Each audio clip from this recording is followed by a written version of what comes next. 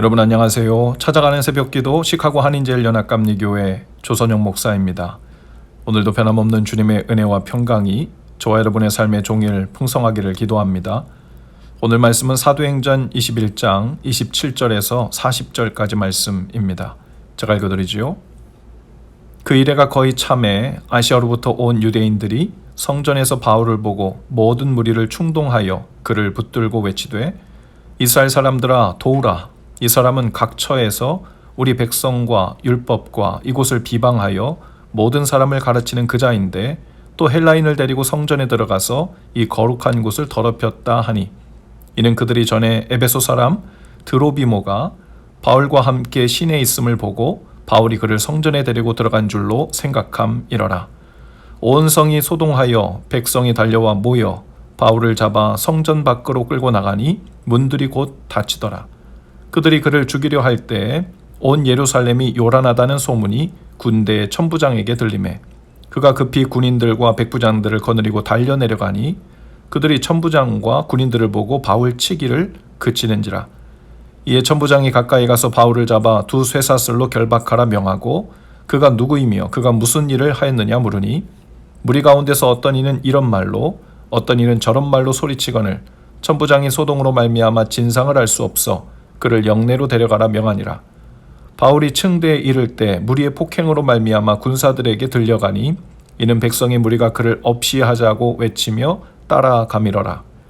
바울을 데리고 영내로 들어가려 할 그때 바울이 천부장에게 이르되 내가 당신에게 말할 수 있느냐 이르되 내가 헬라 말을 아느냐 그러면 내가 이전에 소요를 일으켜 자객 4,000명을 거느리고 광야로 가던 애굽인이 아니냐. 바울이 이르되 나는 유대인이라 소읍이 아닌 길리기야 다소시의 시민이니 청컨대 백성에게 말하기를 허락하라 하니 천부장이 허락하거늘 바울이 층대 위에 서서 백성에게 손짓하여 매우 조용히 한 후에 히브리 말로 말하니라. 아멘. 바울이 성전에 있을 때 유대인들이 무리를 충동하여 바울을 붙잡고 비난합니다. 그들이 바울에 대하여 비난한 혐의점은 크게 네 가지였는데요. 첫째는 그가 유대인들을 거슬러 가르친다는 겁니다. 두 번째는 그가 율법을 거슬러 가르친다는 것이고 셋째는 그가 성전을 거슬러 가르친다는 것이고 넷째는 그가 이방인들의 뜰을 지나 성전 안뜰까지 이방인을 데리고 즉 헬라인을 데리고 들어가는 죄를 범했다는 혐의였습니다. 바울이 유대인들과 율법과 성전을 거슬러서 가르쳤다는 말은 믿음으로 구원 얻는다는 복음을 받아들이지 않은 그들의 입장에서 볼 때는 맞는 말처럼 들릴 수 있습니다. 그러나 오직 예수 그리스도를 통하여 하나님을 예배하고 성전이 된다는 이 바울의 믿음에 비추어 볼 때는 잘못된 것이 전혀 없었죠. 그리고 마지막 네 번째, 이방인을 이방인의 뜰이라는 경계를 넘어 성전 안쪽까지 데리고 들어왔다는 말은 사실이 아니었고 그들이 추측해서 비방한 내용이었죠. 유대인들은 율법주의 신앙관을 흔들리지 않는 옳고 그름의 기준으로 삼았고 거룩과 타락의 기준으로 삼았습니다. 그 율법을 주신 하나님께서 그 불완전한 율법을 완성시키려고 보내신 분이 바로 예수님이시고 예수님께서 오셔서 새로운 기준인 십자가의 은혜를 주셨지만 그들은 그것을 받아들이고 싶어 하지 않았죠. 오직 그들의 조상적부터 지켜내려오던 익숙한 방식만이 진리이자 거룩함의 기준이라고 굳게 붙든 겁니다.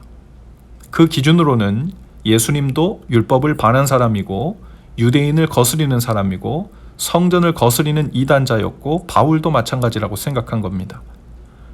이렇게 온 성에 소동이 일어나서 유대인들이 바울을 잡아 성전 밖으로 끌어내어 거의 죽이려 할 때 그 소동이 천부장의 귀에 들립니다. 당시 로마 천부장과 그의 군대는 성전 언덕의 북서쪽 모퉁이를 바라보는 안토니아 요새라는 곳에 주둔하고 있었는데요. 천부장의 역할은 성전 주변의 치안을 유지하고 정치적, 종교적 소요를 일으키는 반역 무리를 진압하는 일이었습니다. 바울을 잡아 소동을 일으키고 있는 이 장면을 본 천부장은 그것만 보고는 누가 종교적 혹은 정치적으로 소요를 일으키고 있는 것인지 알 수 없었죠. 바울이 소요를 일으킨 장본인인지 아니면 바울을 잡고 죽이려 하는 유대인들이 소요의 무리인지 알아야 했기 때문에 천부장은 바울을 안전하게 따로 격리한 뒤에 층계 위에서 바울의 요청대로 그의 이야기를 들어보기로 합니다. 바울은 그 층계 위에서 자신이 어떻게 예수님을 만났는지, 이방인에게 구원을 선포하라는 하나님의 부르심을 받았는지를 이야기하죠.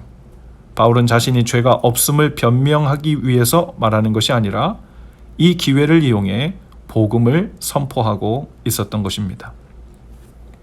어제 사도행전 20장 말씀 본문에 보면 사도 바울이 성령이 자신을 예루살렘으로 가라고 하시면서도 동시에 결박과 핍박이 기다리고 있다고 하셨다고 말했습니다.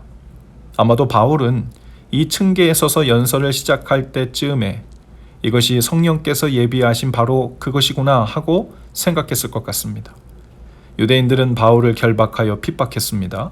그러나 또 다른 역할을 수행하는 이 이방인 천부장을 통해 바울을 보호하시고 결과적으로 모두가 모인 자리에서, 즉 유대인들과 이방인 천부장, 백부장들과 로마 병사들 모두에게 그들을 조용히 주목하게 한 후에 복음을 전할 기회를 얻게 된 거죠.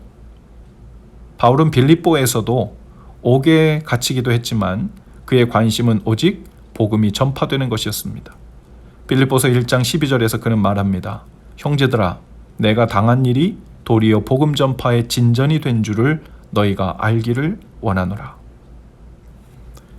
저는 개인적으로도 교회적으로도 우리 교회가 지금 경험하고 있는 이 어려움과 소요처럼 보이는 일들이 도리어 복음의 진보를 이루고 있다고 생각합니다. 오직 예수 그리스도의 십자가 은혜 안에서 선포되는 진정한 복음의 의미를 온전히 드러낼 기회이자 또한 사명으로 우리 교회를 부르신 것으로 믿어요. 유대인들은 그들의 판단으로 바울을 결박하고 사람들을 선동하여 억압했죠. 그리고 천부장은 군대를 동원하여 그의 역할을 했습니다. 그러나 하나님께서는 유대인들과 천부장 모두를 통하여 바울로 하여금 진정한 복음을 선포할 기회를 주셨죠. 우리도 주위의 각 사람들은 자신이 선 자리에서 보이는 시각대로, 풍경대로 각각의 역할을 하면서 때로는 비난하기도 하고 우려를 섞인 말을 하기도 하고 또 편을 들어주기도 하고 또 기도해주기도 할 것입니다. 그러나 그 모든 것이 합력하여 이루시는 것은 오직 진정한 예수 그리스도의 복음이죠.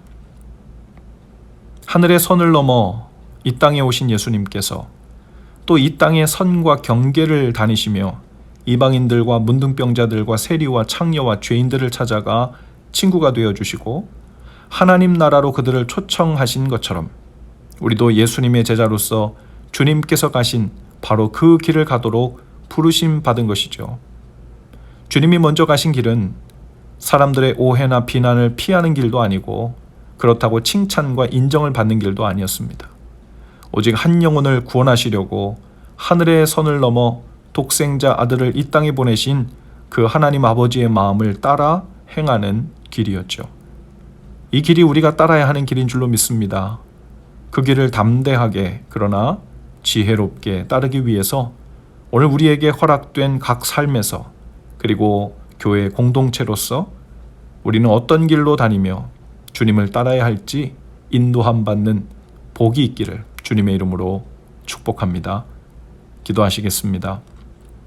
주님, 오늘 저희가 당한 여러 일들 속에서 우리를 결박하고 비난하는 소리에 집중하지 않게 하시고 또 우리를 보호하거나 편을 들어주는 소리에도 집중하지 않게 하시고 오직 이 모든 일들을 통하여 주님께서 이루시려는 선명한 복음의 메시지에 집중하는 지혜와 믿음을 주옵소서. 변명이나 해명이 목적이 되지 않게 하시고 더욱 선명한 복음을 전할 기회로 삼아 또 그 사명대로 사는 우리 각 사람과 우리 교회가 되게 하여 주옵소서. 예수님 이름으로 기도합니다. 아멘. 여러분 오늘도 말씀과 동행하며 화이팅입니다. 저는 내일 아침에 다시 찾아오겠습니다.